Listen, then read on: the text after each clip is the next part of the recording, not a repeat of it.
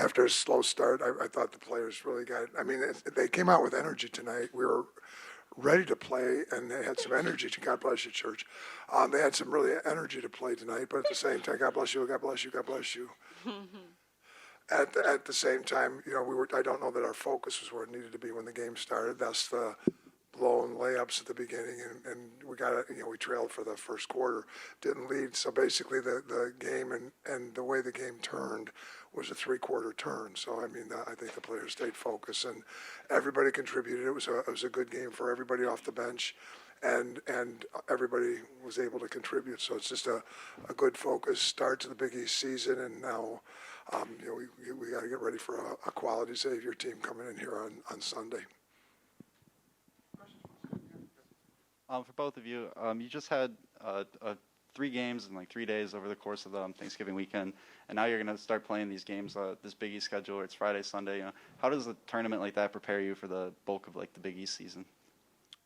Anytime you play 3 games in 3 days is tough on our bodies. I mean, tough mentally, but I think we got tested pretty well in the Virgin Islands, and we responded well to it as well. So as we open up the Big East play, I think we are well prepared, and every game we're just getting better, and every game we just come out to play. To follow up on what Nate just asked, what were the biggest things that you took away from the tournament that you learned about the team that might help you for the entire season? I would say the biggest thing is, we had a pretty competitive game against Arizona, so it kind of just showed that, we really can go toe-to-toe with anybody in the nation if we bring it every day, every practice, and every possession, every game. So I think it was a little bit of a confidence booster, even though we didn't get the result that we wanted to. But yeah, there was great competition there, and I think that we kind of held our own, even though, it would have been better to be 3-0, but...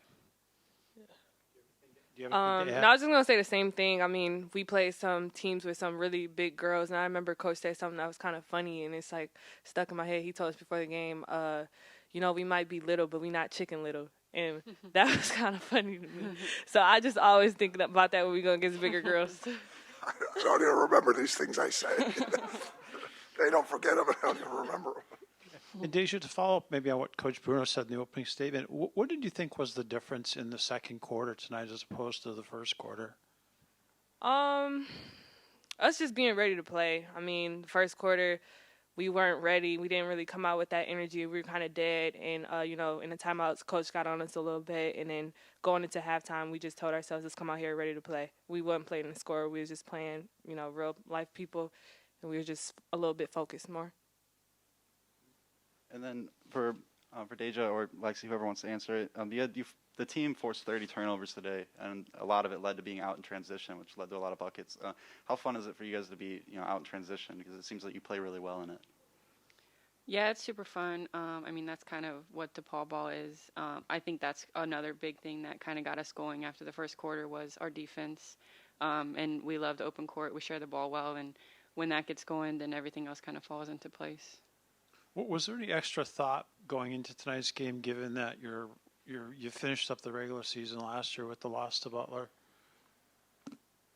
I'll be lying if I say it wasn't. So, yeah, before the game, it was more personal to everybody, and we just said, let's just go out here and play hard.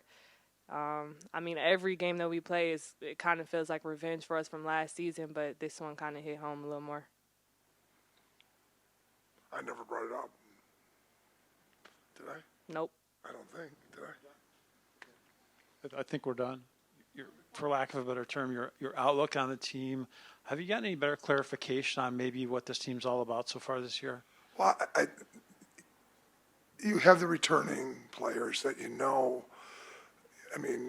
there's 2 fifth years, there's 2 seniors. There's 4 players that we know a lot about what they're capable of and how they're improving all the time. And then I think Anissa is just kind of she's still a freshman, and she still has some great moments and some freshman moments, but she still just brings something that we have in hand. That's the rebounding ability, the explosive rebounding ability to finish around the rim. And that's, when you let people shoot as freely as I believe in letting people shoot, a big part of that is offensive rebounding. And a lot of coaches don't believe in offensive rebounding. I mean, the metric people and the analytics tell you, you go back the other direction because you're not going to get it anyway. And I'm a big person. I've been in analytics long before the word analytics was popular. But at the same time, I still think if the object of the game is to shoot the ball and one of two things are going to happen, it's going in or it's not. I think offensive rebounding is huge. I just think. I love to study basketball, and a couple of years ago when the Warriors had their great team who were on a run, Billy Donovan in Oklahoma City played him as close. They played him a 7-game series, and I thought it was all about offensive rebound. I thought Donovan really had his team prepared to offensively rebound in that series. It's just something I throw out of my hat here, but I just believe in offensive rebounding, and I'm not going to give up on that. So Nisi gives us something there that's just we haven't had, and recently we've had it in our past, but not recent past. So I just think that helps. And then getting Kyra Collier eligible, it's your first look at Kyra. It was great to have her. When Sonia gets the 2 fouls, I'm not going to keep somebody on the bench an entire half with 2 fouls unless I can. If we needed Sonia today, I'm not going to put. But if they commit 2 fouls, they know, and we don't need to put them on the floor. Then there's always going to be that lesson to be learned, but don't get 2 fouls because you're too good to get 2 fouls and you're too important for us to get 2 fouls. So Kyra Collier got her feet wet tonight. She was a little bit, tentative at first and slipped and slided around a little bit and looked a little bit not ready. But then you got to remember, this is her first time playing in this gym. And so it was just good to get Kyra going again. I think you see what we can get out of Kendall Holmes. And Caitlin Hammond showed that, why we brought her here, and Hannah Purcell. So, I think we're starting to be able to have our Magnificent 7 again with the 7 starters that we have out. 5 of them start, but Jen and Kyra Collier are starters in my mind's eye. And then I think Kendall Holmes and Kendall Holmes and Hannah Purcell give us, and Caitlin Hammonds give us some more depth there. Kiki can play. Kiki Rimmer can play. It's just a fitness issue right now. So, but I'm just excited about that. So I don't know if there's more clarity or not. Maybe we've played 4 games since we sat here now, and that's what you play them for. Yeah. You always have high praise for the Big East as a conference. What are your expectations for this year when it comes to the Big East? And what you've seen the teams do before the conference season has started. I am a big believer that the toughest thing to do in college basketball, other than win a national championship, is to win your regular season championship. And you do that by it's the same as a game. You win the game by winning the possession. You win the championship by winning the game in front of you.